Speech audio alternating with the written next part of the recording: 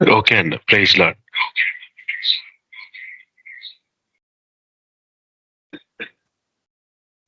ప్రార్థన చేద్దాం.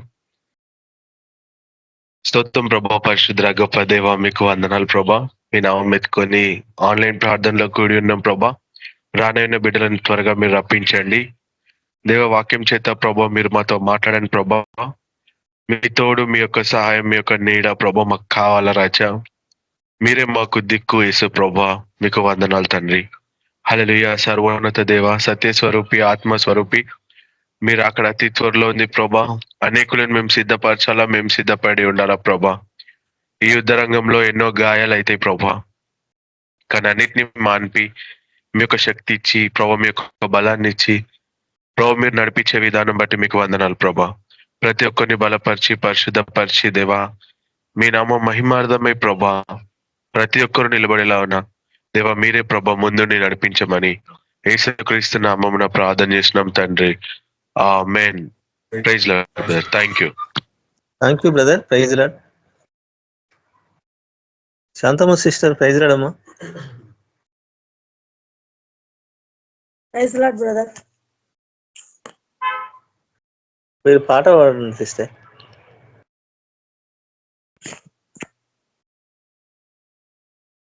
సరే బ్రదర్.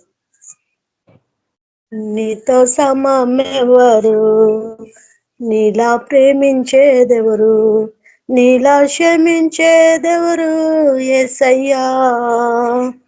నీలా పాపికై ప్రాణం పెట్టిన వారెవరు, నీలా పాపికై ప్రాణం పెట్టిన వారెవరు, నీతో సమమెవరు, నీలా ప్రేమించేదెవరు, నీలా క్షమించేదెవరు యేసయ్యా. నీలా పాపికై ప్రాణం పెట్టిన వారెవరు, నీలా పాపికై ప్రాణం పెట్టిన వారెవరు. లోక బంగారము ధన ధాన్యాతలు ఒక చోటుంచినా నీతో సరితూగునా. లోక బంగారము ధన ధాన్యాతలు ఒక చోటుంచినా నీతో సరితూగునా. జీవనదులన్నీయు సర్వసాంద్రములు ఒకటై ఎగసినా నిన్ను తాకగలవా. జీవనదులన్నీయు సర్వసాంద్రములు ఒకటై ఎగసినా నిన్ను తాకగలవా. నీలా జాలి గల ప్రేమ గల దేవుడేడి, నీవేగా మంచి దేవుడవు. నీలా జాలి గల ప్రేమ గల దేవుడేడి, నీవేగా మంచి దేవుడవు. నీతో సమమెవరు, నీలా ప్రేమించేదెవరు, నీలా క్షమించేదెవరు యేసయ్యా. నీలా పాపికై ప్రాణం పెట్టిన వారెవరు, నీలా పాపికై ప్రాణం పెట్టిన వారెవరు. పలు వేదాలలో మత గ్రంథాలలో పాపమే సోకని పరిశుద్ధుడేడి. పలు వేదాలలో మత గ్రంథాలలో పాపమే సోకని పరిశుద్ధుడేడి. పాప పరిగార్థమౌ సిలువ మరణముంది తిరిగి లేచినటి దైవ నరుడెవ్వరు. పాప పరిహార్థమై సిలువ మరణముంది తిరిగి లేచినటి దైవ నరుడెవ్వరు. నీలా పరిశుద్ధ దేవుడెవరున్నారయ్యా. నీవేగా విమోచకుడవు, నీలా పరిశుద్ధ దేవుడెవరున్నారయ్యా, నీవేగా విమోచకుడవు, నీతో సమమెవరు, నీలా ప్రేమించేదెవరు, నీలా క్షమించేదెవరు యేసయ్యా. నీలా పాపికై ప్రాణం పెట్టిన వారెవరు, నీలా పాపికై ప్రాణం పెట్టిన వారెవరు. నేను వెతకకున్నా నాకు దొరికితివి, నేను ప్రేమించకున్నా నన్ను ప్రేమించితివి. నేను వెతకకున్నా నాకు దొరికితివి, నేను ప్రేమించకున్నా నన్ను ప్రేమించితివి. నీకు గాయాలు తరచుగా రేపితిని, నన్నెంతో సహించి క్షమించితివి. నీకు గాయాలు తరచుగా రేపితిని, నన్నెంతో సహించి క్షమించితివి. లోక సౌఖ్యాలన్నీ ఒక చోట పోగేసినా, నీవేగా చాలిన దేవుడవు. లోక సౌఖ్యాలన్నీ ఒక చోట పోగేసినా, నీవేగా చాలిన దేవుడవు. నీతో సమమెవరు, నీలా ప్రేమించేదెవరు, నీలా క్షమించేదెవరు యేసయ్యా. నీలా పాపికై ప్రాణం పెట్టిన వారెవరు, నీలా పాపికై ప్రాణం పెట్టిన వారెవరు, నీతో సమమెవరు, నీలా ప్రేమించేదెవరు, నీలా క్షమించేదెవరు యేసయ్యా. నీలా పాపికై ప్రాణం పెట్టిన వారెవరు, నీలా పాపికై ప్రాణం పెట్టిన వారెవరు. Hallelujah. Thank you brother. Praise the Lord. Thank you sister. Praise Lord. Praise Lord అన్నా.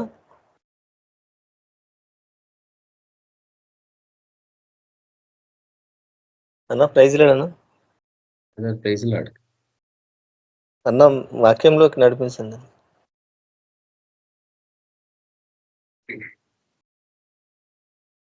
ప్రార్థన చేస్తాం. పరిశుద్ధుల వగు తండ్రి, సర్వోన్నతుడగు మా దేవ, మీకు సమస్త ఘనత మహిమ ప్రభావం చెల్లించుకొనిచున్నాం.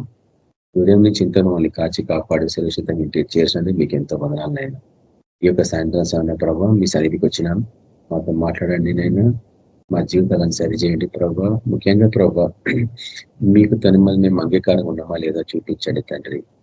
ముఖ్యంగా అది మాకు మా జీవితంలో ఎంతో అవసరం నైనా. ఏ రీతిగా తండ్రి మేము మీతో సమాధాన పడి మీ వాక్యానికి విధేయత చూపించి మేము మీరు చెప్పిన పనులను చేస్తున్నామా లేదా అని పరిశీలించుకునే సమయం. అటువంటి సమయాన్ని మీరు మాకు ఇచ్చినందుకు ఎంతో వందనాలనైనా. ఈ యొక్క బైబిల్ స్టడీ ద్వారా మిమ్మల్ని మహిమపరుస్తున్నాం, మిమ్మల్ని గణపరుస్తున్నాం, మిమ్మల్ని మేము కొనియాడుతున్నాం ప్రభా. మీ యొక్క నామాన్ని ప్రసిద్ధి చేయడం కొరకు మేము తీర్మానించుకున్నాం తండ్రి. ఎటువంటి పరిస్థితులు ఉన్నా కానీ ప్రభా, వాటికి ప్రతికూలంగా ఉన్నా అనుకూలంగా ఉన్నా మేము మటుకు ఈ పని ముగించేంత వరకు ప్రభా మేము నిద్రపోం. అటువంటి జీవితము మాకు అనుగ్రహించమని ప్రార్థిస్తున్నాం. వీటన్నిటికంటే ప్రాముఖ్యమైనది మీ యొక్క పరిశుధాత్మ నడిపింపు. పరిశుధాత్మ అభిషేకము లేకుండా మేము ఏమీ చేయలేం ప్రభా. ఎందుకంటే ఎంతో బలహీనం, వయస్థులం. కానీ ఎప్పుడైతే పరిశుధాత్మ వచ్చినప్పుడు మీరు శక్తిని ఉందిరు అన్నారు, ఊది గంటల వరకు మీరు నాకు సాక్షులే ఉందిరు అన్నారు నైనా. అందుకని ప్రభా మీ యొక్క పరిశుధాత్మ నడిపింపు మాకు అందరికీ అనుగ్రహించమని ప్రార్థిస్తున్నాం. మనం దేని విషయంలో భయపడకుండా, దేని విషయంలో సిగ్గుపడకుండా మీ యొక్క నామాన్ని ప్రచురించే బిడ్డలుగా మనందరినీ తయారు చేయమని ప్రార్థిస్తున్నాం. ఈ సాయంత్రం సమయ ప్రభా, ఈ వాక్యాలను మీరు వింటున్న వారి జీవితాలలో విశేషమైన అద్భుతకాలు జరిగించండి, స్వస్థతను అనుగ్రహించండి. కృపలో తండ్రి జీవించేలాగా మీ యొక్క తన కృప అనుగ్రహించమని ప్రార్థిస్తున్నాం. ప్రతి ఒక్కరి జీవితంలో అద్భుతాలు చేయడమే కాకుండా ప్రభా, వారు సంపూర్ణంగా మీకు సమర్పించుకొని మీ కొరకు మీ నీతి సత్యాన్ని ప్రకటించే బిడ్డలుగా తయారు చేయమని ప్రార్థిస్తున్నాం. మీ డాక్టర్ వరకు మనందరం సిద్ధపరచుకోమని, ఈ యొక్క ఆరాధన అంతట్లో మీరే ఆధిపత్యం వహించమని యేసు క్రీస్తు పరిశుద్ధ నామమున ప్రార్థిస్తున్నాం తండ్రి. ఆమేన్.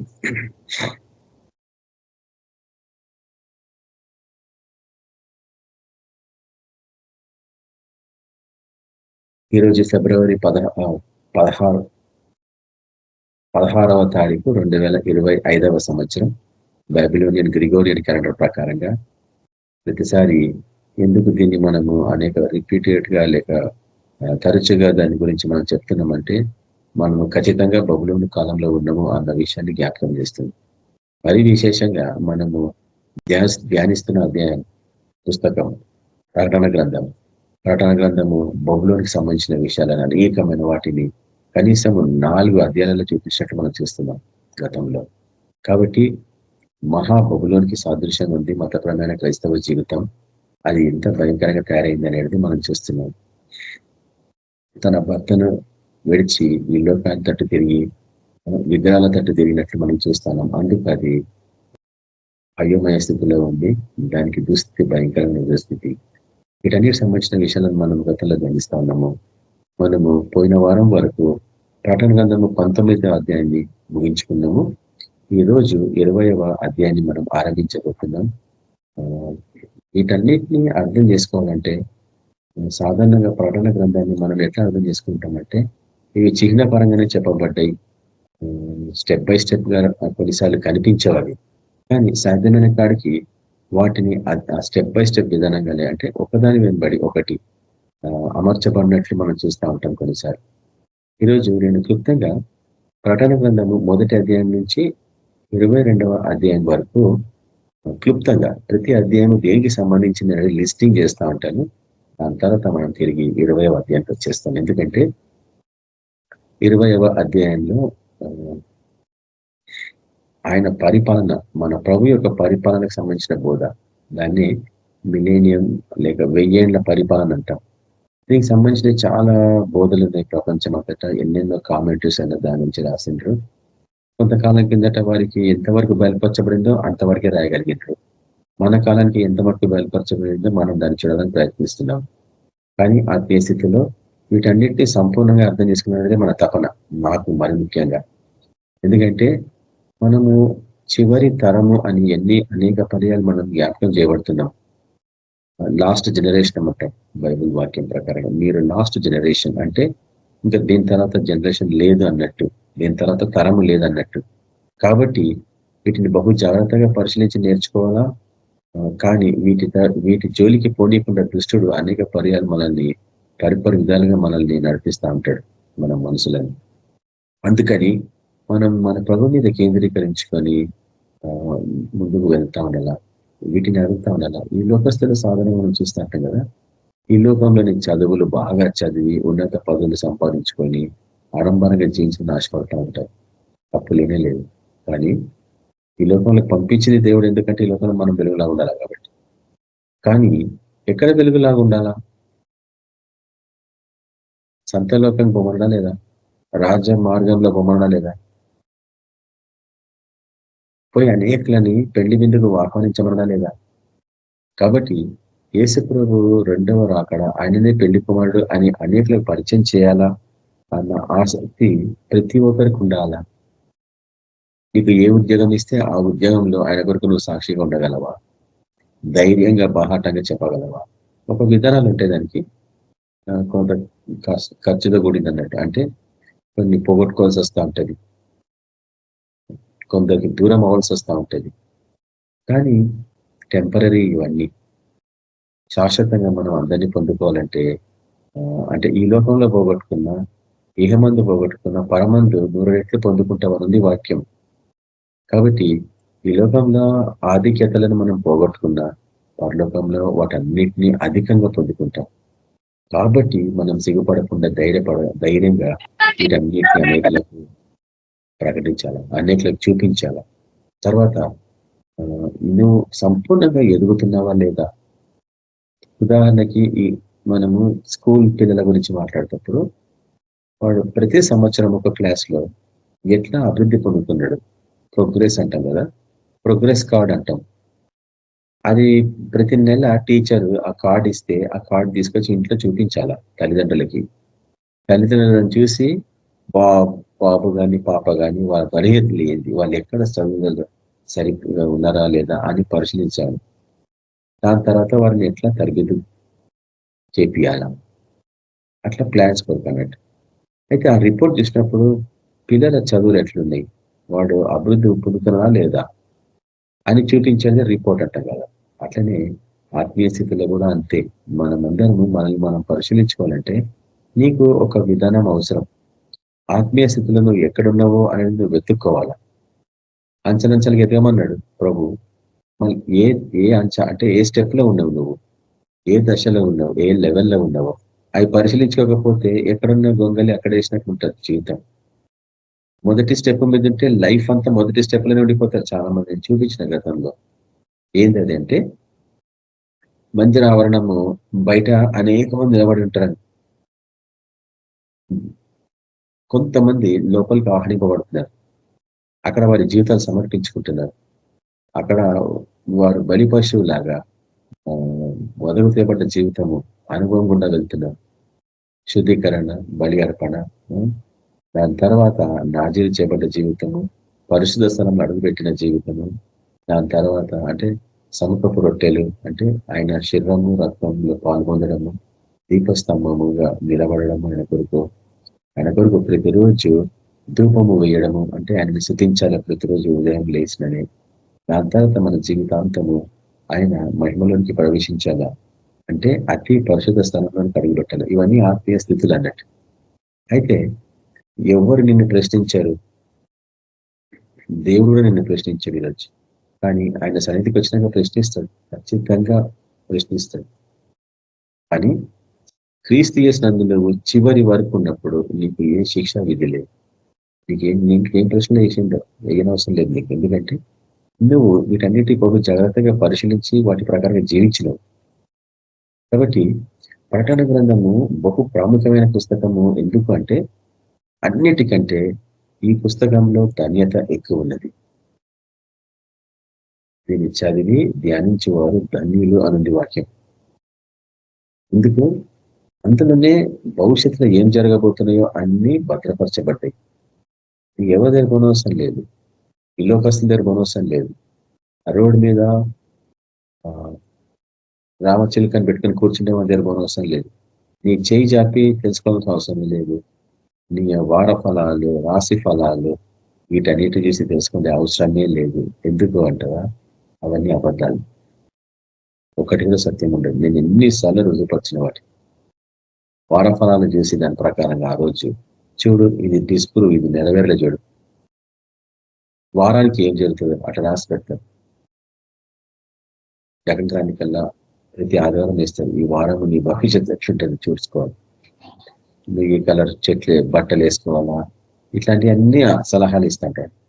అన్ని పనికి మాలినవి అన్నట్టు, దేనికి కూడా పనికి రావు అసలు. కానీ మనుషులు చదువుతారు, అవి నెరవేరాయాలు తెలియదు. మనం వచ్చే ఆదివారం వస్తే దాన్ని తిరిగి చదువుతూ ఉంటారు. అట్లాంటి పరిస్థితి దేవుని బిడ్డలకు కూడా తటస్థిస్తుంది కదా. ఒక ఆయన అందరి చేతులు చూసి ఆఫీస్లో అనుకుంటే, మా ఆఫీస్లో ఏదో సమయం అందరి చేతులు చూసి చెప్తాడు, చాలా కరెక్ట్ గా చెప్తా ఉన్నాడు. దగ్గర కరెక్ట్. వాళ్ళందరూ ఆశ్చర్యపోతున్నారు, ఎంత కరెక్ట్గా ఎట్లా చెప్తుంది. కానీ నాకు తెలుసు 10 రాళ్ళు వేస్తే ఒక రాయి తగ్గుతుంది అంటారు కదా, అట్లా. అయితే నేను నవ్వుకుంటున్నా, చూద్దాం నా చేయి విషయం చెప్తున్నా. నా చేయి జాపితే ఆ చేయి చూసి ఇట్లా ఇసిరేసి చేయి వదిలేసి నీ చేయి చూసి చెప్పడం చాలా కష్టం అన్నాడు. అరే ఎందుకు అట్లుంటుందా? ఇంతమంది చేతులు చూసి నా ఒక్కని చేయి చూస్తే కష్టమని చెప్తుంటే, నీ చేయి మీద ఎక్కువ గీతలు ఉన్నాయి అన్నాడు. అట్లుంటాయా ఎక్కువ గీతలు? పైగా ఇవన్నీ వంకర్ టింకర్ వింత రకంగా ఉన్నాయి గీతలు అన్నాడు. కొన్నిసార్లు నాకు కూడా అనుమానం వస్తుంది, అంటే నా చెయ్యి నిజంగా నా మనిషి చెయ్యనాడు. అట్లా నేను ప్రార్థన చేసుకుంటాను, వీడి తలంపులన్నీ తారుమారవ్వాలి, ఈరోజు వీడు బయటపడాల, అందరికి తెలియాలి. చెప్పలేకపోయింది. హిప్నోటిస్ట్ నిలబడ్డప్పుడు నేను వాళ్ళ ఆత్మలతో మాట్లాడుతూ ఉంటాను. వీడికి నా గురించి ఏం తెలవడానికి వీళ్ళు కనికట్టు చేసే వాళ్ళ దగ్గర నిలబడ్డప్పుడు నువ్వు వాళ్ళ ఆత్మలతో మాట్లాడాల. నువ్వు మోసంలో ఉండవు, దుష్ట ఆత్మల సాయంతో ఉండవు, నీకు ఏవి కూడా ఈరోజు సంభవించవు. యేసుక్రీస్తు నామమున ఇవి మనము ఆచరించాలన్నట్టు మన సేవ జీవితంలో. అవి నెరవేరినప్పుడు అవును, నా విశ్వాసము అన్నిటికంటే నిజమైన విశ్వాసము సంపూర్ణమైన విశ్వాసం. ఈ నిరీక్షణ నన్ను సిగ్గుపరచదు అని నువ్వు ధైర్యంగా సాక్ష్యం ఇవ్వగలవాడు. కాబట్టి క్లుప్తంగా మొదటి అధ్యాయం నుంచి 22వ అధ్యాయం వరకు నేను చెప్తాను చెప్పేసి దాని తర్వాత 20వ అధ్యాయాన్ని మనం దీర్ఘంగా చూస్తాం. ఒక 2 వారాలు 3 వారాలలో నేను అనుకుంటే బహుశా మార్చిలో మొత్తం అయిపోతుంది పఠన గ్రంథం. మార్చిలో, ఏప్రిల్లో కొత్త పుస్తకాలు లేక కొత్త టాపిక్స్ తీసుకోవాల్సి వస్తుంది. మనం ప్రార్థన పూర్వకంగా నేను కూడా ఆడుకున్న ప్రభుని ఎన్నో సంవత్సరాలు నడిచింది. ఇది ఆల్రెడీ 80+ డేస్ నడిచింది. ఇది అవర్స్ అండ్ డేస్ కదా, అవర్స్ నడిచింది. అయితే చెప్తారు 180+ డేస్ కూడా ఉండొచ్చు. కేవలము మొదటి అధ్యాయం నుంచి 20వ అధ్యాయానికి 180 చిల్లర వరకు అయినాయి రికార్డింగ్స్. కానీ బూరల తీర్పే అదే కొన్ని గంటలు, 20 గంటలు 30 గంటలు జ్ఞాపకం లేదు. కానీ బూరల తీర్పు మళ్ళీ సెపరేట్ గా రికార్డింగ్ అయింది. అది వైఎంసీఏ గ్రౌండ్స్ లో, వైఎంసీఏ హాల్స్ లో. అట్లా అనుకుంటే 200 అవర్స్ రికార్డింగ్స్ ఎప్పుడు అయిపోయినాయి ప్రకటన మీద మన గ్రూప్ లో. కానీ వాటన్నిటిని ఏదో ఒక రోజు నేను స్కూల్కి వెళ్ళే పిల్లవాడిలాగా అన్నిటినీ నేర్చుకోవాలా అన్న ఆశ మనందరికి ఉండాలి. ఎందుకంటే మనిషి మతి మరుపు జీవి, అన్ని మర్చిపోతాడు. వాడి మైండ్లో ఏవి కూడా ఉండవు అన్నట్టు. దుఃఖమైన మర్చిపోతాడు, సంతోషమైన మర్చిపోతుంటాడు. అందుకే మనం వీటిని మర్చిపోకుండా ఉండాలంటే వీటన్నిటిని నెమరువేమన్నాడు, ధ్యానించమన్నాడు, దివారాత్రంలో ధ్యానించమన్నాడు దేవుడు. అటివాడు ధన్యుడు, వాడి ఆకు వడక తన చెట్టు వల్ల తన కాలం ముందు ఫలమిచ్చు దానిలా ఉంటాడు. ఆ చెట్టు పచ్చగా ఉండి తన జీవితాంతం ఫలం ఇస్తుందంట. అట్లా నువ్వు ఫలించాలా, ప్రకృతి సహజంగా ఆత్మీయ పరంగా ప్రతి విషయంలో మీరు ఫలించేవారు లాగా ఉండాలనేది దేవుని యొక్క చిత్తం అని చూపిస్తున్నట్ట మన వాక్యం. కాబట్టి ఇప్పుడు మొదటి అధ్యాయం ప్రకటన గ్రంథము మొదటి అధ్యాయంలో మనం ఏం చూస్తామంటే మన ప్రభువు యొక్క దర్శనం. ఆయన ఎంతో మహిమతో ఆ దర్శనంలో యోహాను భక్తుడికి కనిపించడం మనం చూస్తూ ఉంటాం. తర్వాత ఆయనకు సమస్తమైన అధికారం ఉంది అని ఆ అధ్యాయం మనకి జ్ఞాపకం చేస్తుంది. అందుకే మీరు మొదటి అధ్యాయం ధ్యానించినప్పుడు చూడండి, యేసు ప్రభుకి సమస్త సృష్టి మీద అధికారం ఉంది. మరి విశేషంగా సంఘం మీద అతనికి అధికారం ఉంది. అక్కడ మనం చూస్తాము 7 సంఘాలు, 7 దీపములు, 7 నక్షత్రాలు అన్నీ ఒకటే. 7 నక్షత్రాలైనా 7 సంఘాలే, 7 దీపములైనా 7 సంఘాలే. కాబట్టి మొదటి అధ్యాయం అంతా మహిమతో ఆయన ప్రత్యక్షం కావడం, సమస్త సృష్టి మీద సంఘాల మీద అతనికి అధికారం ఉంది అని ఆ అధ్యాయం పరిచయం చేస్తాం మనకి. అలాగే ప్రకటన గ్రంథము 2వ అధ్యాయం 3వ అధ్యాయము చాలా దీర్ఘంగా మనం చూసినాం, కొన్ని వారాలు చూసినాం దాన్ని. అయితే 2వ అధ్యాయం 3వ అధ్యాయం అదేంటంటే మన ప్రభు యొక్క ఏమంటాం బట్టి ఉత్తరాలు లెటర్స్ అంటాం ఇంగ్లీష్ లో. 7 సంఘాలకి ఆయన రాసిన పత్రికలు అన్నట్టు. వాటిని హెచ్చరిస్తూ, ఖండిస్తూ, జాగ్రత్త సుమయాన్ని చెప్తూ, తర్వాత ఈ వాక్యాల ప్రకారంగా జీవిస్తే మీ జీవితాలు మార్చుకుంటే మీకు కలుగు వాగ్దానాలు ఏంది అని జ్ఞాపకం చేయడమే 2-3 అధ్యాయం.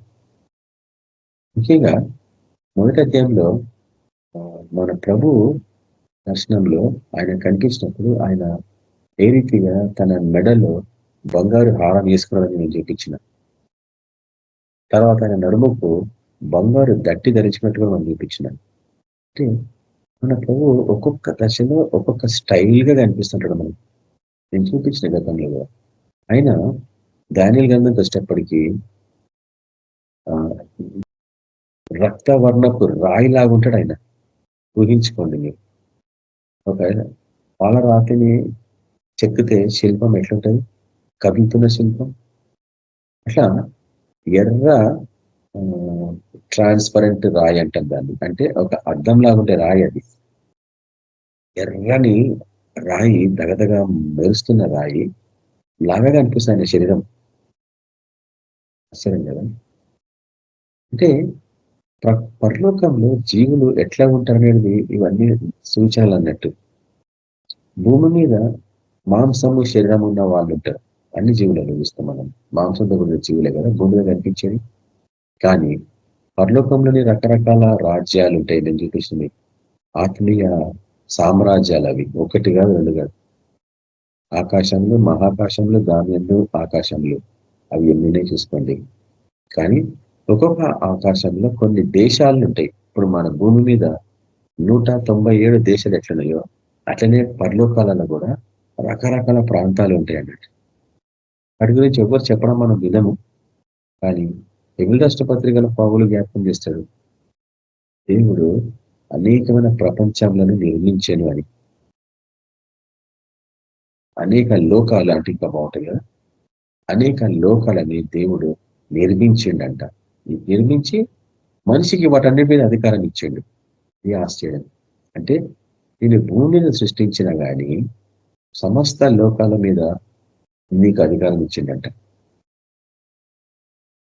అంటే ఎందుకు అంతగా మనిషిని ప్రేమించినది నాకు ఆశ్చర్యంగా అనిపిస్తూ ఉంటుంది. అంతగా ప్రేమించి ఆయన ప్రాణాన్ని ప్రయోజనంగా పెట్టి విమోచించి ఆయన పెళ్లి కుమార్తెలుగా నిన్ను తేగాలనుకుంటే నువ్వు ఎంత చెడిపోతున్నావు అని 2వ అధ్యాయం 3వ అధ్యాయం అంటే హెచ్చరికల్లాగా రాయబడ్డాయి ఆయన పత్రికల్లో. అట్లనే 4వ అధ్యాయంకి వచ్చేటప్పటికీ ఆయన సింహాసనం మీద కూర్చొని ఉండడం చూపిస్తూ ఉంటాడు అక్కడ. తర్వాత తండ్రి మొట్టమొదటిసారి అక్కడ మనకు కనిపిస్తాడు సింహాసనం మీద. తర్వాత ఆయన చేతిలో ఒక కాగితం ఉంది, అంటే పుస్తకం ఉందని మనం ధ్యానించినాం. ఆ పుస్తకము ముద్రించబడ్డ పుస్తకం. దీని ముద్రలు ఎవరు విప్పగలరు అన్న ప్రశ్నని మనం పిలుస్తూ ఉంటాం మనం. అయితే యోహాను ఏడుస్తా ఉన్నాడు, ఎవ్వరు లేరే అంటే అట్లా దూత వచ్చి చెప్తుంది, నువ్వు ఏడనవసరం లేదు, ఈ పుస్తకపు ముద్రలు విప్పే యోగ్యత కలిగిన వాడు ఒక్కడే, దావీదు గోత్రం నుంచి వచ్చినవాడు, చిన్నవాడు, గొర్రెపిల్ల. యేసు ప్రభువుల వారి గురించి అక్కడ మాట్లాడుతుంది. ఆయన ఒక్కడే యోగ్యుడు వీటిని విప్పడానికి. కాబట్టి ఈ ముద్రలు విప్పబడ్డాయి అనేది నేను ఎన్నోసార్లు పరీక్ష చూపించిన. కానీ చాలా మంది ఈరోజు ఒప్పుకోద్దాన్ని. వాళ్ళు ఏమంటారంటే భవిష్యత్తులో ఇవ్వబోతున్నాడు, ప్రకటన గ్రంథంలో ఇంకా ఏం జరగలేదని కొంతమంది అంటారు. కానీ 2000 సంవత్సరాల నుంచి జరుగుతుందని చూపించిన.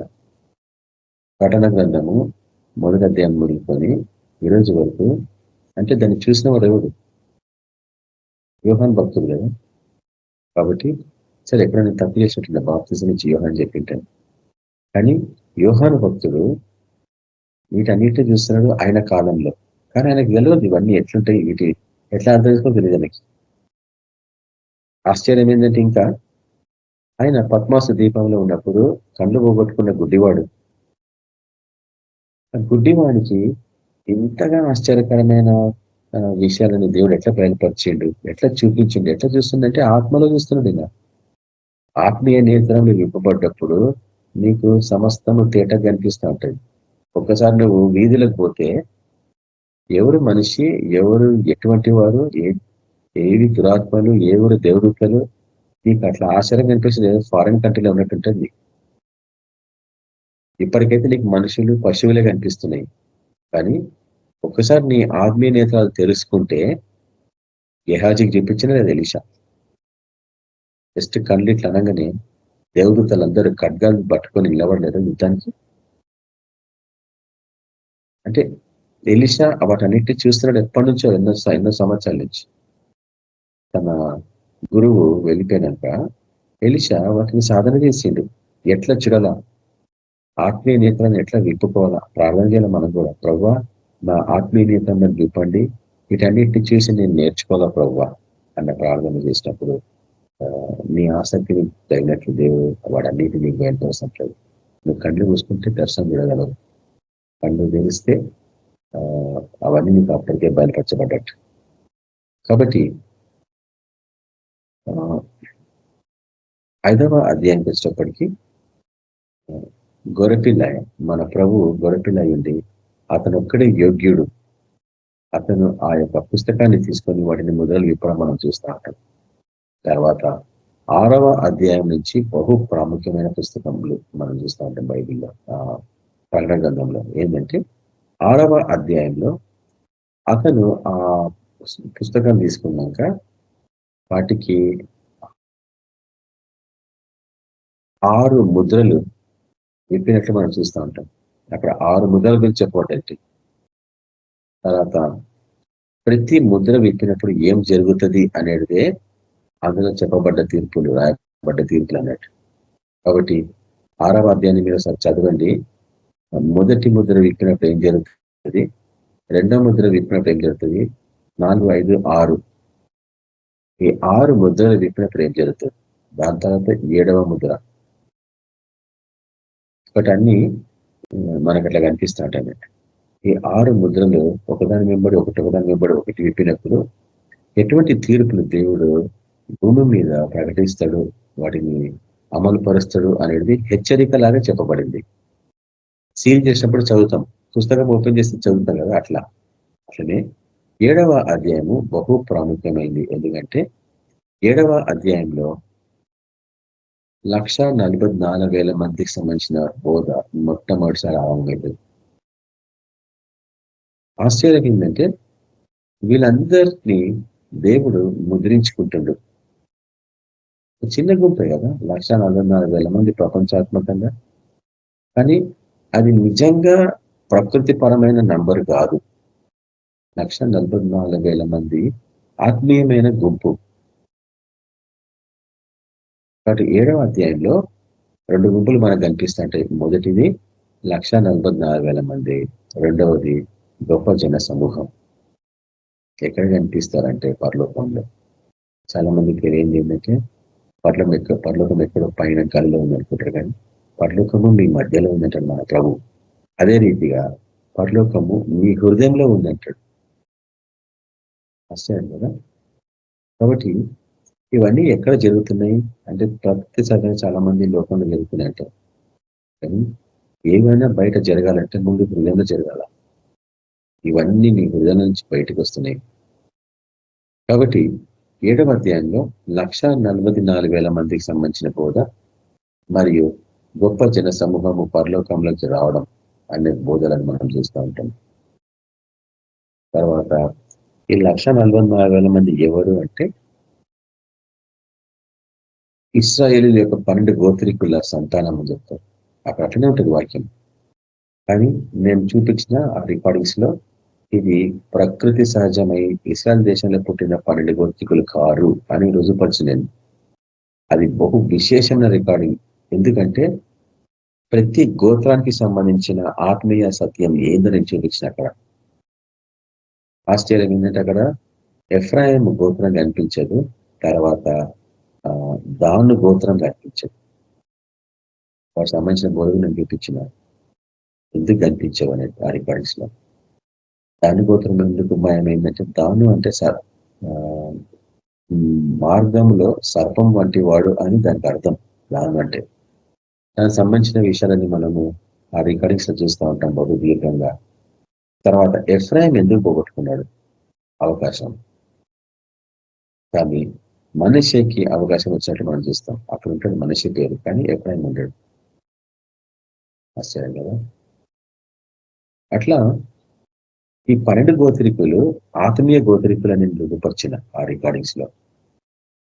అందులో నువ్వు నేను కూడా ఉంటాం. ఆ గోత్రాలలో ఏదో ఒక దాంట్లో ఉంటాం. సరే, దావీదు గోత్రంలో ఉంటావా, అది నీ ఇష్టం. ఇంకే గోత్రం ఉంటావు అనేది అది నీ ఇష్టం.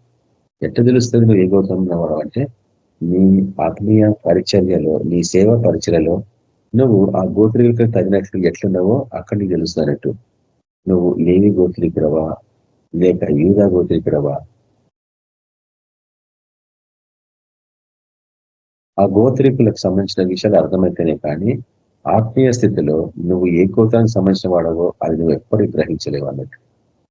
ఎందుకంటే ఇవన్నీ నిన్ను నువ్వు పరిశీలించుకోవడం కూడా రాయబడ్డ వాక్యాలు ఇవన్నీ ప్రతిదీ.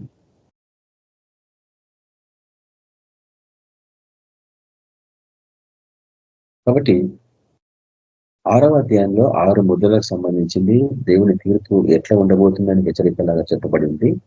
అదే రీతిగా 7వ అధ్యాయం వచ్చేప్పటికి 1,44,000 మంది ముద్రించుకోవడం మనం చూస్తుంటాం. దేవుడు తన దూతని పంపించి వీళ్ళనందరినీ ముద్రించుకుంటాడు అన్నట్టు. అయితే వారికి సంబంధించిన విషయం నేను చూపించిన కూడా ఈ ముద్ర దేనికి సంబంధించింది, నిజంగా ముద్ర నాది లేక అది కూడా ఆత్మీయమైనదా, అగ్నితో ముద్రించుకోవడమా, తర్వాత ఎవరు వీళ్ళు, ఎట్లా గుర్తించాలా వీళ్ళని, వీరి నోట ఏ అబద్ధం లేదు, వీరు అనింద్యులు అని చెప్పబడినట్టు మనం చూస్తాం ఆ అధ్యాయాలలో. వీరి నోట ఏ అబద్ధం లేదు, వీరు అనింద్యులు, తర్వాత వీరు స్త్రీ సాంగత్యంలో లేనివాడు.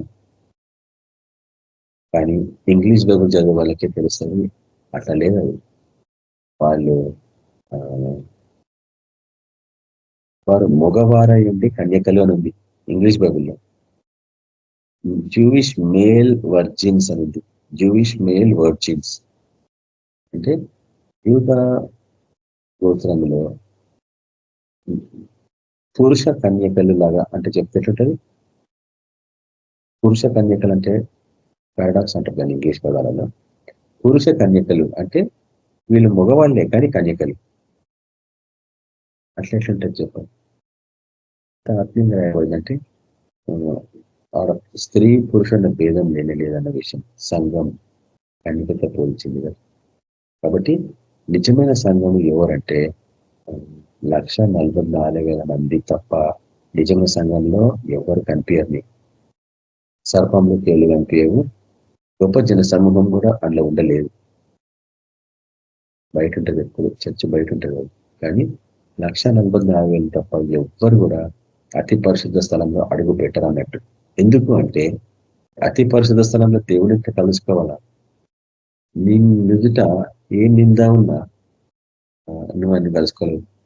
తర్వాత నీ నోట్లో అబద్ధం ఉంటే కూడా, నీ వాక్య పరిచర్యలు అబద్ధం ఉన్నా, అబద్ధ బోధలు, అబద్ధ దర్శనాలు, అబద్ధ ప్రవచనాలు చెప్పేవాడవైతే నువ్వు ఆయన ఎదుట నిలబడలేవు అన్నట్టు.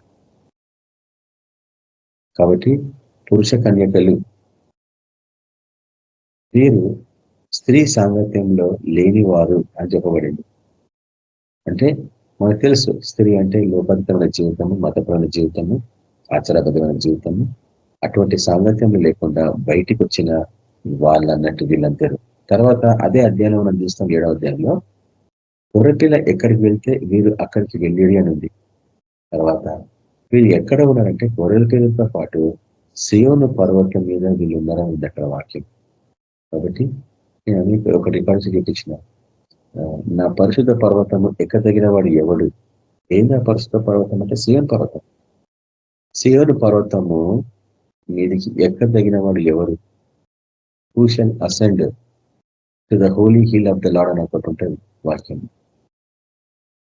కాబట్టి మనమందరము అతి పరిశుద్ధమైన ఆ సియోను పర్వతం మనం ఎక్కాల. ఎవరెక్కగలరంటే 2 గుణగణాలు కలిగిన వారు. ఒకటి పవిత్రమైన హస్తాలు, పరిశుద్ధమైన హృదయం కలిగిన వారే అనంత అక్కడ వాక్యం చూసినాం లాస్ట్ రికార్డింగ్స్ లో. ఎవరు సియోను పర్వతం మీద ఎక్కగలరంటే పరిశుద్ధమైన హస్తాలు, పరిశుద్ధమైన హృదయము, పవిత్రమైన హస్తాలు కలిగిన వారే. అంటే హస్తాలు ఎట్లా పవిత్రమైతే నీ యొక్క పనిని బట్టి.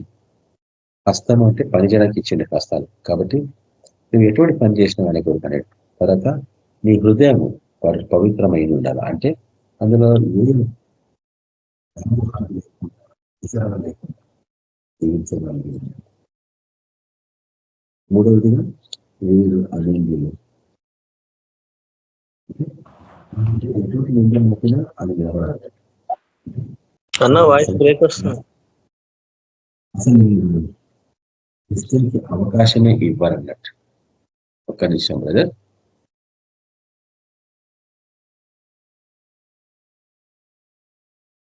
ఇప్పుడు పర్లేదా బ్రదర్? వచ్చేస్తుంది, పర్లేదన్న. కాబట్టి 7వ అధ్యాయము బహు ప్రాముఖ్యం ఉంది బైబుల్ ప్రకటన గ్రంథంలో. దాని తర్వాత 14వ అధ్యాయంలో కూడా మళ్ళీ తిరిగి వీళ్ళ గురించి మనం చూస్తాం అన్నట్టు. అంటే 1,44,000 మందికి సంబంధించిన బోధలో 7 అంటే సంపూర్ణమైన జీవితం, సమాప్తమైన జీవితం. 8 అంటే క్రొత్త అనుభవం, నూతన అనుభవం అని అర్థం. ఆత్మీయ సత్యాలు ఇవన్నీ నంబర్స్ కి.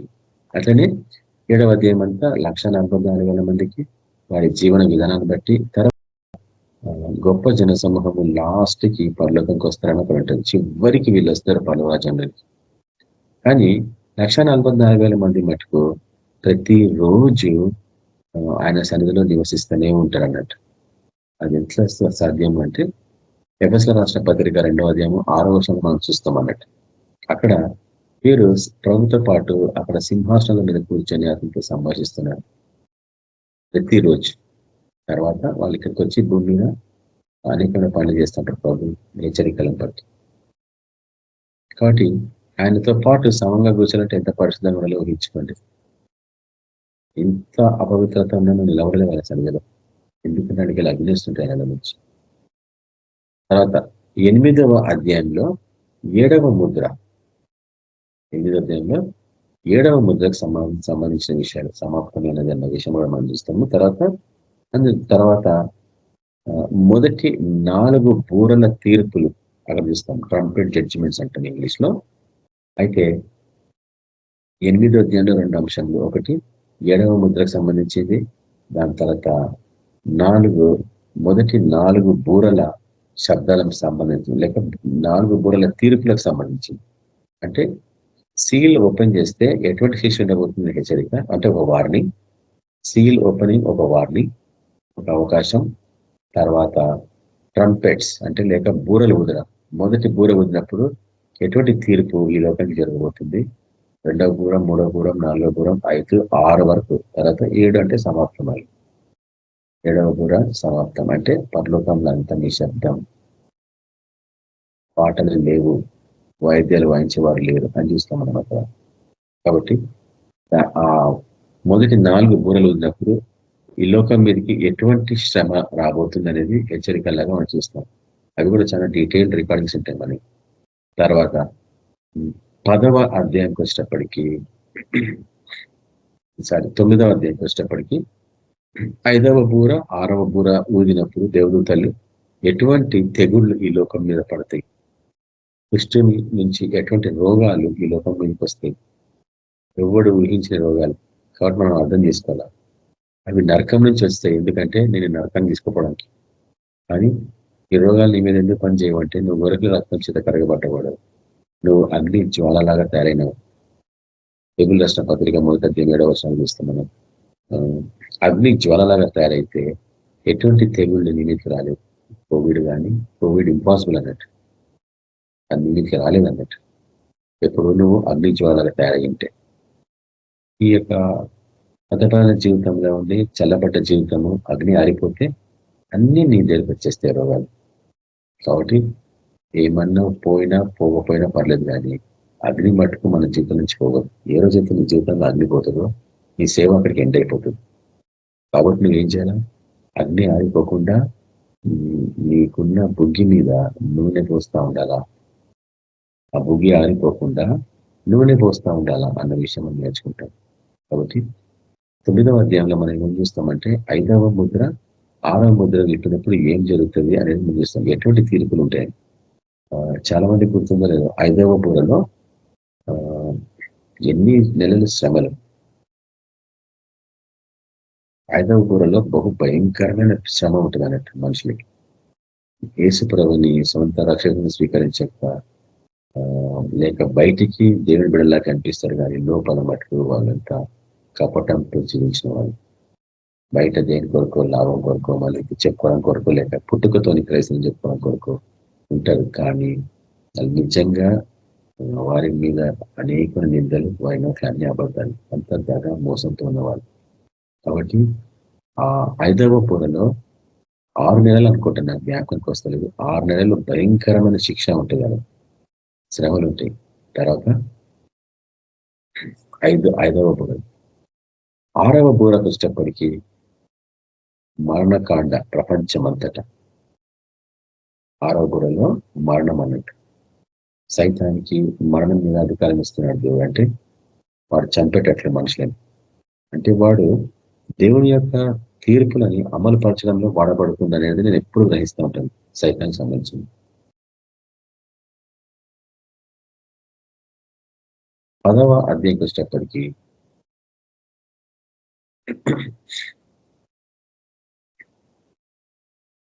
యోహాను సంబంధించిన విషయాన్ని మనం చూస్తూ ఉంటాము. అతనికి ఎటువంటి ఏమంటాము మిషన్, ఎటువంటి పరిచర్య కొరకు అంటే మనం అనుకుంటాం కళ్ళు లేని వాడు పద్మాసు ద్వీపంలో ఆ యొక్క సలసల కాల్తున్న అగ్నిలో వేయించబడిన వాడు, అట్లా కళ్ళు పోగొట్టుకున్నాడు ఆయన.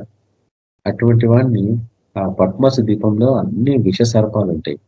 అటువంటి ద్వీపంలో పడేసి చచ్చిపోతాడులే, ఎంత కాల్చినా చావలేదు వీడు, ఎంత అగ్ని పెట్టినా చావలేదు, ఎంత కొట్టినా చావలేదు, కాబట్టి నేను అక్కడ పడేస్తే అవే సర్పాలు కలిస్తే చచ్చిపోతాను అనుకుంటా. కానీ సర్పాలు ఏవి అంటే రాలేకపోయినాయి. పైగా పద్మాసు ద్వీపంలో ఆత్మ పారవశుడు అయిపోయింది ఆయన. పై పరలోకం కొనిపోబడినంత అక్కడ వాక్యం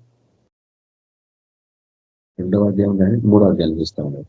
పరలోకానికి కొనిపోబడిండు, అక్కడ ఈ దర్శనాన్ని చూస్తా ఉన్నాడు, భూమి మీద ఏం జరగబోతున్నాడు.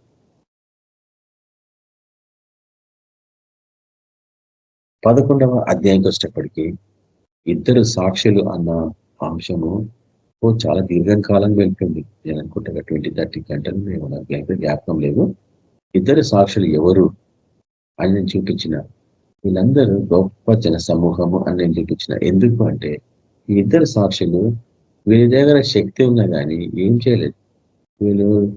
వీరి దగ్గర ఆకాశం నుంచి మంట వచ్చేలాగా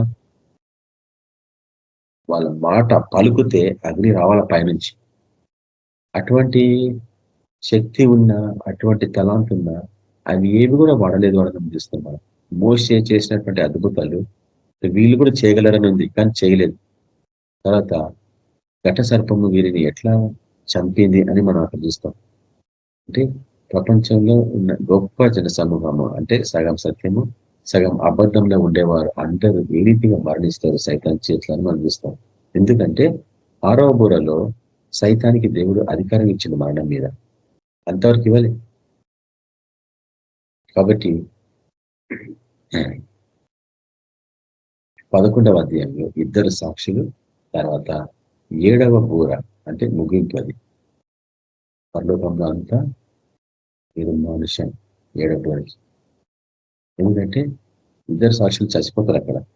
అంటే వీళ్ళంతా గొప్ప జనం, ప్రపంచాత్మ నుంచి ఏర్పరచబడ్డ వాళ్ళు వీళ్ళందరూ. ఎందుకు మరణిస్తారంటే వాళ్ళ దగ్గర వరాలు ఉండి కూడా వాడలేకపోయారని చూపించినారు రికార్డ్స్ లో. ఆయన కొరకు ఏ రీతిగా సాక్ష్యంగా ఉండలేకపోయారు, చివరికి సాక్షులుగా ఉంటూ మరణిస్తున్నారు.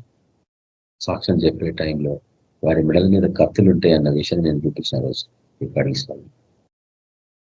తర్వాత 7వ బూర ఊగినప్పుడు ఈ లోకపు రాజ్యాలన్నీ మన దేవుని రాజ్యం లాగునని విషయాన్ని మనం చూస్తా ఉన్నాం. ముఖ్యమైనది మూడు అంశాలు ఈ అధ్యాయంలో, 11వ అధ్యాయంలో. మొదటిదిగా ఇద్దరు సాక్షులకు సంబంధించిన బోధ, రెండవదిగా 7వ బూర సంబంధించిన బోధ, చివరిగా దేవుని రాజ్యము బయలుపరచబడడం, ప్రకటించబడడం. అంటే ఇక మీదట భూలోకపు రాజ్యాలన్నీ దేవుని రాజ్యాలు అవుతాయి అన్న విషయాన్ని అక్కడ చూపిస్తాను. దాని తర్వాత రీసెంట్ గా చూసినాము 12వ అధ్యాయం, ప్రకటన గ్రంథం 12వ అధ్యాయంలో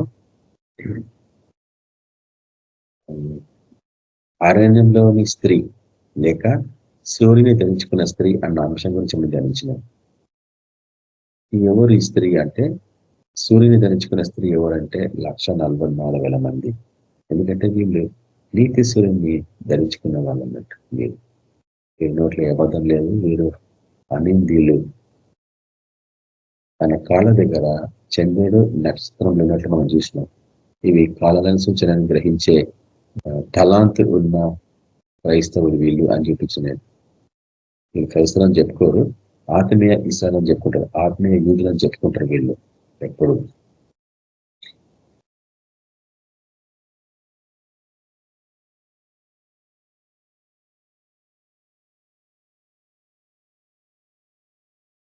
కాబట్టి 12వ అధ్యాయంలో సూర్యుని ధరించుకున్న స్త్రీ, ప్రసవ వేదన పడుతున్న స్త్రీ, యేసు ప్రభుని అనేక జీవితాలలో ప్రసవించే స్త్రీ లాగా ఇక్కడ కనిపిస్తుంది. కాబట్టి సేవ పరిచర్య అంటే ప్రసరించే స్త్రీకి సాదృశ్యం అన్నట్టు. యేసు ప్రభుని నువ్వు అనేకుల జీవితంలో ప్రసవించకపోతే నువ్వు గొడ్రాలవు. అంటే గొప్ప జన సమూహము గొడ్రాలు అన్నట్టు. వాళ్ళు ఎప్పుడూ సువార్త ప్రకటించారు, ఎవరిని ప్రవచన నడిపించారు. ఆయన కానీ ధన్యులే. ఎందుకంటే వారి మెడల మీద కత్తులుంటే చివరికి అప్పుడు వారి పశ్చాత్తపడి వారి పాపాలు ఒప్పుకొని అప్పుడు మహాశ్రమలలో గొర్రెపిన రక్తంలో వాళ్ళ వస్త్రాలు ఉతుక్కున్నారు అన్నట్టు. అంటే శ్రమల కాలంలో రక్తాన్ని కార్చి ప్రాణాలు విడిచిన వాళ్ళు అన్నట్టు వీళ్ళందరూ. కాబట్టి ఈ స్త్రీని చంపడానికి ఘట సర్పము పరిణామాల్లో పరిచయం చేయబడుతూ ఉంటుంది, అంటే సైతాన్. అయితే వాడు ఆకాశంలో ఘట సర్పం లాగా, భూమి మీద గొప్ప అదేంటి సర్పం లాగా, కుయుక్తి గల సర్పం లాగా, తర్వాత నీళ్లలో మకరం లాగా లేక లెవాయతన్ అంటారు, మకరం లాగా కనిపిస్తూ ఉంటాడు. అయితే పరలోకంలో యుద్ధము అన్న అంశంతో ఈ 12వ అధ్యాయం ముగిస్తున్నట్టు. లూసిఫర్ మిఖాయిలు దూత యుద్ధం అని చెప్పబడతారు. కానీ మనం దాన్ని చూసిన ఆత్మీయ స్థితిలో ఆ యుద్ధం చేసే వాళ్ళం మనమే. 144,000 మంది యుద్ధశూరులు అన్నట్టు వీళ్ళు ఆ యొక్క ఆకాశంలో ఉండే ఆ ప్రధానాలు దురాత్మ సమూహాలతో యుద్ధాలు చేసి కోరడే వాళ్ళు. కాబట్టి 144,000 సేవకుల జీవితం ఒక కష్టంతో కూడిన జీవితం. ఎందుకంటే వీళ్ళు కావలి కాసేవారు అని కొన్ని రికార్డింగ్స్ చూపించిన లాంగ్ రికార్డింగ్స్. వీళ్ళు ఎప్పుడు ప్రతి కుటుంబంలో ఒక వ్యక్తి ఆ కుటుంబానికి విమోచకం లాగా దేవుడు ఏర్పరచుకుంటాడు ఆయన విధానం. ప్రతి కుటుంబంలో మనం 12 గోత్రికల జీవితాన్ని చూసినప్పటి నుంచి నేర్చుకుంటాం. 12 గోత్రికలలో యూద విమోచకుల్లాగా కనిపిస్తూ ఉంటుంది మనుషులకు. కొన్నిసార్లు కన్ఫ్యూజన్ ఏంటంటే ఆత్మీయ స్థితిలో యోసేపు కదా అంటాం. యోసేపు కదా తక్కిన 11 మందిని కరువు కాలంలో బ్రతికింపజేసింది. అవును కదా, కరెక్ట్ కదా అంటాం. కానీ యూదానే యోసేపుని బ్రతికింపజేసింది అని నేను చూపిస్తాను రికార్డింగ్స్ లో. మన జీవితాలలో కూడా అంటే మన కుటుంబాలలో కూడా ఒక్క వ్యక్తి ఉంటాడు ఆ కుటుంబానికి అంతా కావాలి వాళ్ళలాగా ఉండి ఆ కుటుంబానికి వచ్చే కష్టాలలో అన్నిటి నుంచి వాడిని బయటకు తీసుకొని వస్తూ ఉంటాడు. ప్రతి కుటుంబంలో ఒకడు ఉంటాడు. ఒకవేళ నీ కుటుంబంలో నువ్వు ఉన్నవేమో పరిశీలించుకో, ఉంటే మటుకు నువ్వు ఈ గుంపులో పడవాలి. కాబట్టి ఈ సైతాను ప్రతి కుటుంబీకులని వాడు అటాక్ చేయకముందు మనల్ని అటాక్ చేసి వస్తుంది. అంటే కావలి వాడిని అటాక్ చేయాలి. ఎందుకంటే కావలి వాడిని అటాక్ చేస్తే వాడు హెచ్చరించాడు కాబట్టి ఆ యొక్క పట్టణం మీద పడి వారిని అందరినీ సమూలంగా నాశనం చేసి వారు దాన్ని ఆక్రమించుకుంటారు శత్రువులు. కాబట్టి సైతానుడు నీ కుటుంబం మీద అటాక్ చేయాలంటే ఫస్ట్ నిన్ను అటాక్ చేయాలి వాడు. ఎందుకంటే నువ్వు కావలి వాడు కాబట్టి, నీ కుటుంబానికి నువ్వు కావలి వాడు కాబట్టి నువ్వేం చేయాలి? కావలి వాడు బహు జాగ్రత్తగా మేలుకున్నాడు. వాడు నిద్రపోడు, వాడు ఎక్కువ నిద్రపోడు. ఆ కోట బురుజు మీద తిరుగుతూ ఉంటాడు దివారాత్రములు. లేకుంటే దాన్ని ఏమంటారు, కావలి కోట అంటారు దాన్ని. ఆ కావలి కోటలో నిలబడి ఉంటాడు, ఎప్పుడు గమనిస్తుంటాడు దూరం నుంచి ఎవరు శత్రువులు వస్తున్నారని. అక్కడ నుంచి అరుస్తాడు, పెద్ద కేకలు వేసి శత్రువులు వస్తున్నారని బూరలు ఊడుతూ ఉంటాడు. అప్పుడు రాజు సైన్యం సిద్ధమై యుద్ధానికి వెళ్ళి వాళ్ళని ఓడగొడుతుంటాడు. లేకపోతే వాళ్ళకి కావలివాడు అలసిపోయి నిద్రపోతే ఏమవుతుంది, శత్రువులు అమాంతంగా వచ్చి ఆ దేశాన్ని ముట్టడి వేసి వాళ్ళందరినీ నాశనం చేస్తారు, సమూలంగా నిర్మూలించి దాన్ని ఆక్రమించుకుంటారు. అట్లనే నీ కుటుంబానికి నువ్వు కావలి వాడివి. 144,000 మంది కావలివాడు. నువ్వు నీ కుటుంబాన్ని నువ్వు కాపాడుకోవాలంటే నిన్ను వాడు నీ దగ్గరికి రావాలి. అందుకే వాడు నిన్ను నాటి అటాక్ చేస్తాడు. నీ కుటుంబీకులని ఫస్ట్ అటాక్ చేయకముందు నీ దగ్గరికి వస్తాడు వాడు నిన్ను వీక్ చేయడానికి. నువ్వు వీక్ చేసినావు, నువ్వు వీక్ అనేవి అనుకో, నువ్వు ప్రార్థన మానినావు అనుకో, ఖచ్చితంగా నీ పిల్లలను, నీ భార్యను, నీ భర్తను కొట్టేసిపోతాడు వాడు రోగాలకి. కాబట్టి మనం ఈ సత్యాన్ని గ్రహించి ఏం చేయాలో తెలుసా? కావలి వాడు నిద్రపోవద్దు, ఎక్కువ ప్రార్థనలో మేల్కొని ఉండాలి. శత్రువు కుటుంబీకులను ముట్టనీయకుండా నీ పిల్లలని నీ కుటుంబాన్ని నువ్వు విమోచించుకోవాలా. అది నీ బాధ్యత. వారికి రక్షణ సందేశం ప్రకటించేది కూడా నువ్వే మొహమాట పడకుండా సిగ్గుపడకుండా. రక్త సంబంధికులు సువార్త చెప్పాలంటే చాలా కష్టం, మీకు తెలుసా. బయట వారికి సునాయాసంగా చెప్పొచ్చు, మరి విశేషంగా ఆదివారం పులిపెట్టి మీద ఎక్కి చెప్పడం ఇంకా సునాయాసం, అన్నిటికంటే ఈజీ జాబ్ అది. కానీ రక్షణ అనుభవం లేని వాడికి సువార్త చెప్పడము చాలా కష్టం. ఎందుకంటే అందులో ఉండేది వరి మూర్ఖపు ఆత్మలు అన్నట్టు, ద్వేషపు ఆత్మలు అన్నట్టు. ఇన్ని సంవత్సరాల నుంచి నేను దీంట్లో ఉన్నాను, నన్ను ఎట్లా నువ్వు మీ నుంచి విడదీస్తావు?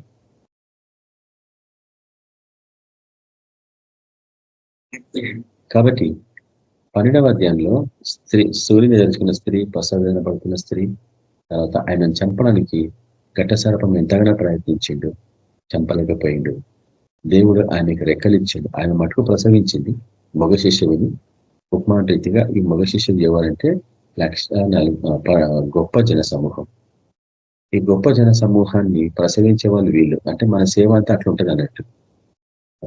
మతపరమైన జీవితం నుంచి మనుషులను బయటికి లాక్కొచ్చే సేవా పరిచయనే 1,44,000 మంది యొక్క సేవ. వీరు ప్రకటించినప్పుడు వీరి సత్యం గ్రహించి మతపరమైన జీవితం నుంచి బయటకు వచ్చి మనల్ని వెంబడిస్తూ ఉంటారు. ఎందుకంటే మనం వెంబడిస్తే కొరతలం కదా. క్రమేణా ఈ గొప్ప జనము 1,44,000 మారాలా. అదే మన ప్రయాసం. మనం ఇంతగా ఇన్ని సంవత్సరాల నుంచి కేవీపీఎంలో పడుతున్న ప్రయాసం ఏం తెలుసా? ఒక్కటే ఏంటంటే, నీకు ఇవన్నీ సత్యాలు తెలుసు. బైబిల్లో ఉన్న ప్రవచనాలన్నింటినీ మనం బహు జాగ్రత్తగా నేర్చుకున్న వాళ్ళం పరిశీలించి, మన జీవితాలు సరి చేసుకొని నిష్కలంకంగా సమయం నడుపుతున్నాం. కానీ మనకు అనుగ్రహించే ఒకటే పని ఏంటంటే, ఒకటేమో టూ ఫోల్డ్ పని అంటారు దాన్ని. ఒకటేమో లోపల ఉన్న గొర్రెలకి, రెండవది బయట ఉన్న గొర్రెలకి నువ్వు చెప్పాలి. అవి ఇంకా లోపలికి వస్తలేవు, విధేయత చూపిస్తలేవు. వాటిని విధేయత చూపించడం నీకు ఎంతో ఓర్పు సహనాలు కలిగి సువార్త ప్రవచించడం నేర్చుకోవాలి, సిగ్గుపడకుండా. ఏమైతుందో కొడతారో పెడతారో ఈ భయాన్ని నువ్వు వెంబడించదు. తర్వాత ఏం జరిగింది? ఈ ఘట సర్పము ఆ స్త్రీని ఏం చేయలేక ఆకాశం మీద ఉన్న నక్షత్రాలన్నింటినీ తన తోగతో ఈడ్చి కింద పడేసినట్టు మనం చూసినాం. కాబట్టి ఊహించుకోవాలి, తన తోకతో ఆ నక్షత్రాలను ఎట్లా ఈడ్చి పడేయగలుగుతుంది. ఇది ప్రకృతి సహజంగా జరిగేది కాదు కదా. ఎట్లా సాధ్యం మీరు చెప్పండి, ఎవరు చెప్పగలరు? కాబట్టి ఈ గొప్ప జన సమూహము లేక గొప్ప గొప్ప బయటికి సేవకులా కనిపించే వాళ్ళు ఆకాశ నక్షత్రం వాళ్ళే ఉంటారు, కానీ దృష్టికి దొరికే వాళ్ళు వీళ్ళు. అంటే వీళ్ళలో ఏదో కపటము, వీళ్ళలో ఏదో మోసం ఉంటుంది అన్నట్టు. బయటికి భక్తి, దాని శక్తిని ఆశ్రయించిన వారు వీళ్ళందరూ. కాబట్టి ఆకాశ నక్షత్రం బయలు వెలుగుతూనే ఉన్నారు, కానీ బుద్ధిమంతుల్లాగా ఎవరిని మలచలేదు కదా, తిప్పలేదు. దేవుని తట్టుకు తిప్పాలంటే తిప్పేవాళ్ళు వాడు ఆకాశ నక్షత్రం బయలు వెలగాల. వెలుగుతూనే అక్కడ ఉండగలరు, వెలగకపోతే వాడికి దొరుకుతుంది. వాడి తోకతోని ఈడ్చి వాళ్ళందరినీ కింద పడేస్తుంటారు. అట్లనే గొప్ప గొప్ప సేవకులు పడిపోయినారు ఎంతో మంది. మనం చూస్తాం మన కాలంలో మంచి మంచి భక్తులు పడిపోయినారు. ఇంకా వాళ్ళ పబ్లిక్ మీటింగ్స్ లేవు. ఒకప్పుడు ఉండే, ఇప్పుడు లేవు వాళ్ళకి. ఇప్పుడు వాళ్ళ వల్ల కావట్లేదు. ఎంతో గొప్ప గొప్ప సేవలకు సంబంధించిన పుస్తకాలు నేను చదివిన, నేర్చుకుంటూ ఒక లెసన్ ఏం తెలుసా? ఈ గొప్ప గొప్ప దైవజనులు ఎటువంటి రోగాలను స్వస్థపరిచినరో అదే రోగాలతో వాళ్ళు మరణించినట్లు చూసిన నేను. నాకు అది బహు ఆశ్చర్యం అనిపిస్తుంది లైఫ్ లో. నాకు ఇది చూపించిన నేను ఎంత జాగ్రత్తగా జీవించాలి. ఏ రోగాలను వెలగొట్టినరో, ఏ రోగాల నుంచి మనుషులకు స్వస్థత ప్రకటించినరో అవే రోగాలతో వాళ్ళు మరణించినట్టు నేను చేసిన గతంలో. ఒక 100 years స్టోరీలో గొప్ప గొప్ప దేవజన సంబంధించిన పుస్తకాలు చదివినప్పుడు. కాబట్టి ప్రభు నేను ఎట్లా జీవించాలి? నిందరహితం. ఆకాశ నక్షత్రం వల్ల ఎట్లా మెరవాలని, బుద్ధిమంతులుగా అనేకలను ఎట్లా నీ పట్టు త్రిప్పాలా. అట్లా త్రిప్పుతనే కానీ నేను ఆకాశ నక్షత్రం వరే వెలగలేను. లేకపోతే వాడికి దొరికితే వాడి కింద పడేస్తున్నాను. కాబట్టి తర్వాత ఏం జరిగింది? ఆ మగ శిష్యువుని వాడి వెంట పరిగెత్తిండు వీడు. ఆ స్త్రీని చంపడానికి తన నోరు తెరిచి జలము కక్కిండు. కానీ ఆ ప్రవాహానికి స్త్రీ కాదు కదా, తను ప్రసవించిన కుమారుడు మగ శిష్యువు కొట్టుకొని పోయినట్టు మనం చూస్తాం. అక్కడ గొప్ప జన సమూహము ఈ లోకంలో అంటే సగం సత్యం సగం అబద్ధంలో ఉన్న గొప్ప జనము క్రైస్తవులు ఆ జల ప్రవాహాన్ని కొట్టుకొని పోతున్నారు. అది ఒక మృత నది అని నేను చూపించిన రికార్డింగ్స్ లో. ఎందుకంటే ఆ రోజుల్లో కొన్ని గంటలు వీటిని ధ్యానించి అందులో సంపూర్ణంగా నానమైపోయినాను కాబట్టి నాకు నోటికి ఆటోమేటిక్ గా వచ్చేస్తూ ఉంటాయి అవన్నీ. అందరం అట్లా తయారు కావాలా. ఎందుకో తెలుసా? ఏ పాస్టర్ కూడా చూడకుండా ప్రాణంగా చెప్పలేడు. ఏ పాస్టర్ చెప్పాడు 100% నేను గ్యారెంటీ ఇస్తాను. వాళ్ళ దగ్గర పుస్తకాలు ఉంటే పేపర్ ఉంటాయి. మీరు చూడండి నా దగ్గర ఏ పుస్తకం లేదు, కానీ నేను చూపిస్తాను మీకు ఇక్కడ.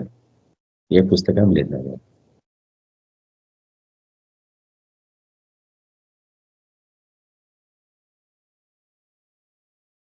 అట్లా వాక్యంలో నానబడాల జీవితాలు కాలాలు ముగించుకోకముందు. ఈ ముద్రలన్నిటినీ దానియేలు కాలంలో ముద్రించినట్లు మనం చూస్తాం. వీటన్నిటిని ముద్రించి దానియేలు ఎందుకంటే నీ కాలం సంబంధించింది కాదు, ఒక తరం వీటిని విడబోతున్నారు.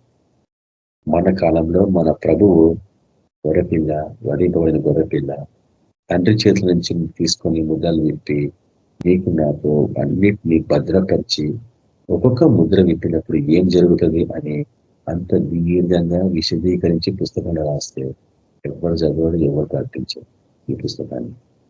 మనం నేర్చుకోవాలి తపన. నాకు ఈ తపన ఎన్ని సంవత్సరాల నుంచి తెలుసా నేను చెప్తే ఆశ్చర్యపోతాను. 78 నుంచి చదువుతున్నాను ప్రాఫెసీ బుక్స్. 1978 నుంచి ఇప్పటికి కూడా ఆశ ఇంకా చదవాలి, ఇంకా నేర్చుకోవాలి. ఎందుకంటే 100% నేను ఏ వాక్యాలు కూడా విశదీకరించలేదు. నాకు ఏవైతే బయలుపరచబడ్డాయో అవే విశదీకరించిన. ఇంకా చాలా నాకు తెలుసు విశదీకరించలేదు. మీరు గమనించలేదు నాకు తెలియదు, కానీ నేను వాక్యాన్ని ముగిస్తున్నా.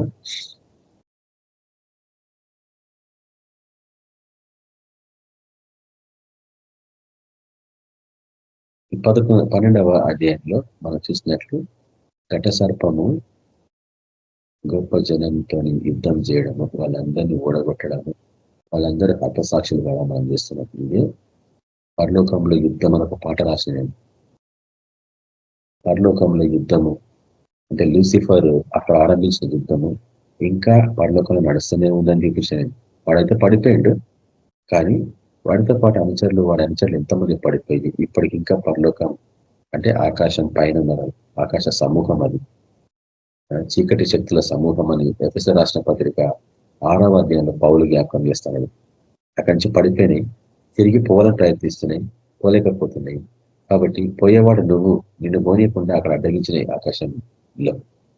నువ్వు వాటిని దాటుకొని పోవాలి, కానీ నువ్వు భయపడడం వీల్లేదు. ఎందుకంటే అదే ఎఫెసీ రాసిన పత్రికలో మనం చూస్తాము 2వ అధ్యాయంలో దేవుడు మాట్లాడుతుండే, మీరు మిమ్మల్ని దేవుడు రక్షించుకొని అక్కడ కూర్చుండబెట్టండి సింహాసనాల మీద.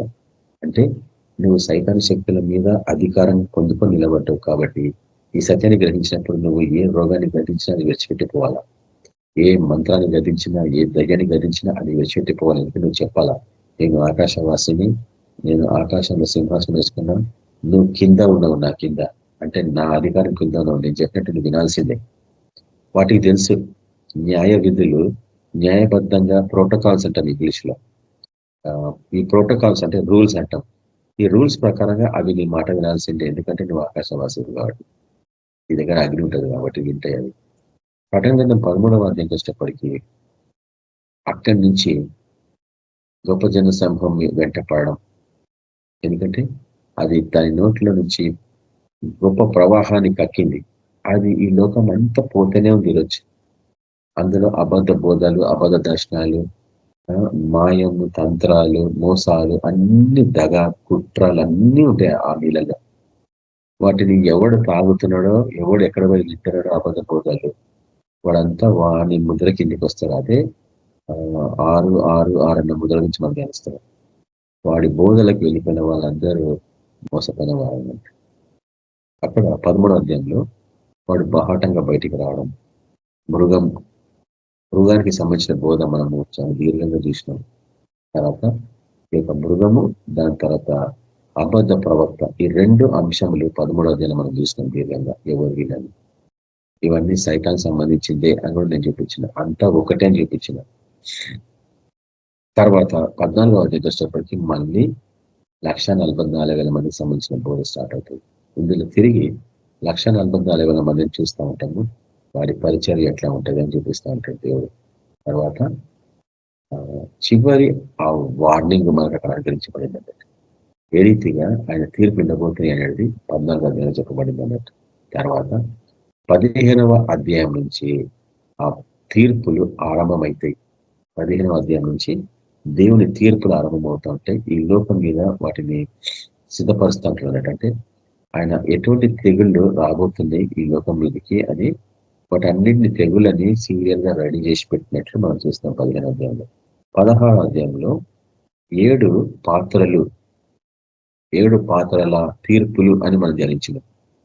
అంటే దేవదూతలు ఈ 7 పాత్రలు పట్టుకుని ఉన్నారు. ఒక్కొక్క పాత్ర భూమి మీద వేసినప్పుడు ఏం జరుగుతుంది అనేది బూరల తీర్పులు చూస్తాము, ముద్రల్లో కూడా చూస్తాం. ముద్ర విప్పినప్పుడు మొదటి ముద్ర విప్పినప్పుడు ఏం జరుగుతుంది, అట్లనే మొదటి బూర ఊదినప్పుడు ఏం జరుగుతుంది, దాని తర్వాత మొదటి పాత్ర భూమి మీద పడవేయబడ్డప్పుడు ఏం జరుగుతుంది, అవన్నీ కరెక్ట్ గా ఒకదాని నుంచి ఒకటి ఉంటాయి అన్నట్టు. అంటే మొదటి బూరకి, మొదటి ముద్రకి, మొదటి పాత్రకి ఏం సంబంధం ఉండదు. అటు ఇటు తిరుగుతుంటాయి. మొదటి బూర టైంలకి మొదటి ముద్ర విప్పినప్పుడు రెండవ బూరాన లేక మొదటి పాత్రన, ఇవి అన్ని నేను చాలా సిస్టమేటిక్ గా రికార్డింగ్స్ లో చూపించినాను. నేను వాటన్నిటి విశదీకరించలేదు. ఒప్పుకుంటే మీరు వాటిని డౌన్లోడ్ చేసుకొని వినండి. అక్కడికి 16వ అధ్యాయం అయిపోతుంది. మనం గతంలో ఈ కొద్ది కాలంలోనే చూసినాము. ప్రకటన 17వ అధ్యాయంలో మహాబబులోనికి తీర్పు. ఇది మతపరమైన జీవితము మరియు ఆ మహాబబులను ఒక స్త్రీలాగా పోల్చబడినట్లు మనం చూస్తూ ఉంటాం కదా. 18వ అధ్యాయంకి వచ్చేటప్పటికీ మహాబబులు కూలెను అన్న అంశం గురించి మనం దీనిగానే గమనించినాం.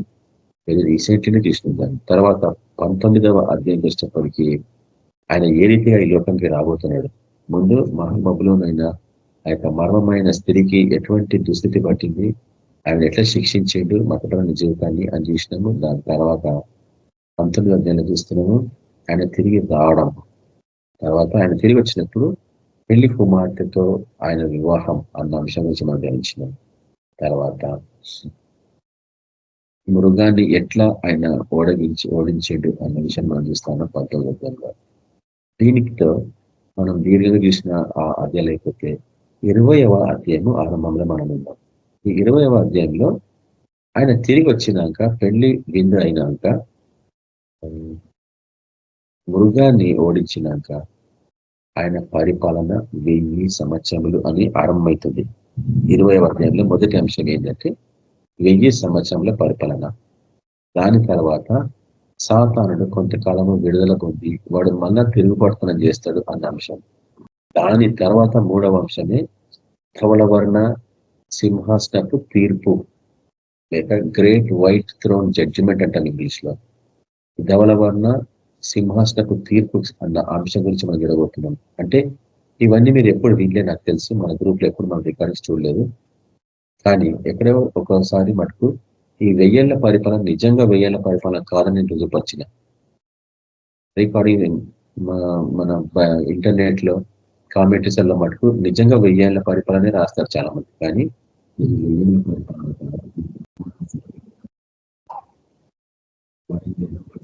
స్టార్ట్ చేయబోతున్నా.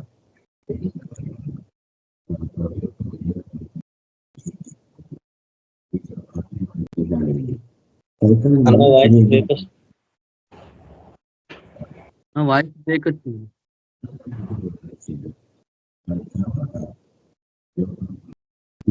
తీర్పు ఆరంభంగా అవుతున్నాడు. విశేషమైన ఏంటంటే స్పెషల్ వాక్యం అన్న వాయిస్ బ్రేక్ వస్తుంది. కృతమవుతుంది. వాయిస్ క్లారిటీ లేదన్నా, ఒకసారి చెక్ చేస్తా.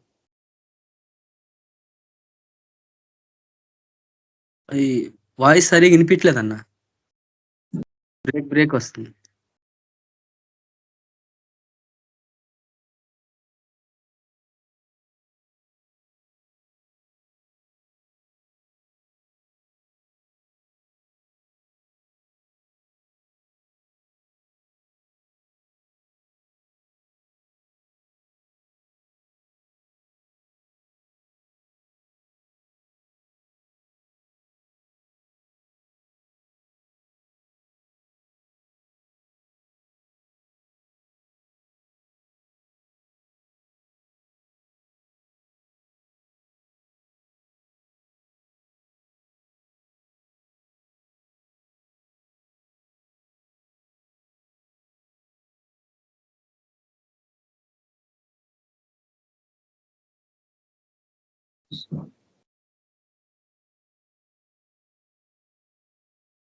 21వ అధ్యాయంకి వచ్చేటప్పటికి క్రొత్త ఆకాశము క్రొత్త భూమి ఇవి నిజమైనయా, నిజంగా క్రొత్త ఆకాశము నిజంగా మన భూమి అంటే ఇంత పెద్ద భూమిని ఎట్లా నిర్మూలిస్తారు దేవుడు? నిర్మించి కొత్తగా ఎట్లా తయారు చేస్తాడు? కాబట్టి ఇవి ప్రకృతి సహజమైనయా లేక ఆత్మీయమైనయా అన్న విషయాలను మనము గతంలో చూసినాము, తిరిగి చూడబోతున్నాము. తర్వాత పరమ యెరూషలేము అన్న అంశాన్ని మనం చూడబోతున్నాం. ఆల్రెడీ చూసినాం గతంలో. పరమ యెరూషలేము పైనుంచి కిందికి దిగొస్తుంది. అయితే ర్యాప్చర్ బోధలో క్రింది నుంచి పైకి పోతుంటే ఈ మందిరము పైనుంచి కిందికి వస్తుంది. కాబట్టి ర్యాప్చర్ బోధాన్ని తిరిగి మనం చూడబోతున్నాం త్వరలో. బైబిల్లో నిజంగా ర్యాప్చర్ ఉందా? కాబట్టి ఈ పరమ యెరూషలేము తన పెండ్లి కుమారుని కొరకు దిగొస్తుంది. అంటే పరలోకంలో కాదు, భూమి మీదకి వస్తుంది. చర్చి పైకి పోతుంది అంటారు చాలా మంది వాక్యాలలో బోధిస్తున్నప్పుడు. ఎట్టబడే సంఘానికి నేను సిద్ధపరిచే ప్రభువాన్ని ప్రార్థన చేస్తారే. కానీ ఈ పరమ యెరూషలేము క్రిందికి దిగి వస్తుంది. వీటికి సంబంధించిన విషయాలు మనం విడబోతున్న పైలో దాంతో చివరి అధ్యాయం 22వ అధ్యాయంలో ఆయన జీవజల నదులకు సంబంధించిన బోధ, జీవజల నదులకు సంబంధించిన బోధ, నదికి సంబంధించిన బోధ, తర్వాత చివరికి ఒక అవకాశం అన్నట్టు ఎట్లా ఉండబోతున్నారు మనుషులు, ఎట్లా మీరు జీవించాలా అనేది చివరి అవకాశము. తర్వాత ఆయన శాశ్వతంగా మన దగ్గరికి రావడం, ఆయన భూమి మీద అడుగు పెడతాడు. ఆయన శాశ్వతంగా మనతో పాటు ఉండబోతుంది, మనము శాశ్వతంగా ఎంతో పాటు ఉండబోతున్నాం రేపుగా. కాబట్టి 22వ అధ్యాయం, ఇంకా 2 అధ్యాయాలు మనం విడబోతున్నాం. 20, 21, 22. 21 మటుకు చాలాసార్లు చూసినాం, కానీ సిస్టమేటిక్గా చూస్తాం ఈసారి.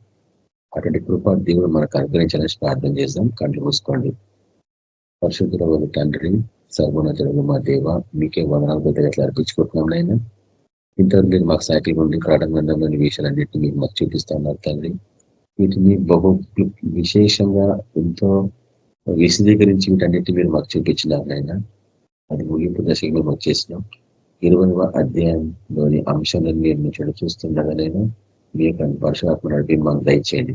వీటన్నిటిని గ్రహించి వీటిని బహు జాగ్రత్తగా పరిశీలించి నేర్చుకొని బెరియన్లు తెస్సలోనికీ కంటే గనులు అన్న సాక్ష్యం విన్నారు నేను. ఎందుకు అంటే ప్రతి వాక్యాన్ని క్షుణ్ణంగా పరిశీలించి స్వీకరించారు. మేము కూడా అట్లనే జీవించాలా. అటువంటి జీవితము వింటున్న వాళ్ళందరికీ అనుగ్రహించమని, నాకు అనుగ్రహించమని. రాత్రి మంత్రి ధర దయచేసి మీకు స్థితించలేమని సహాయపడమని యేసుక్రీస్తు పరిశుద్ధ నామమున ప్రార్థిస్తున్నాం తండ్రి. ఆమేన్. మన ప్రభువైన యేసుక్రీస్తు కృప సమానం నడిపింపు మనందరికీ సదాకాలంతో ఎండును గాక. ఆమేన్. అందరికీ ప్రైజ్ లార్డ్. Good night.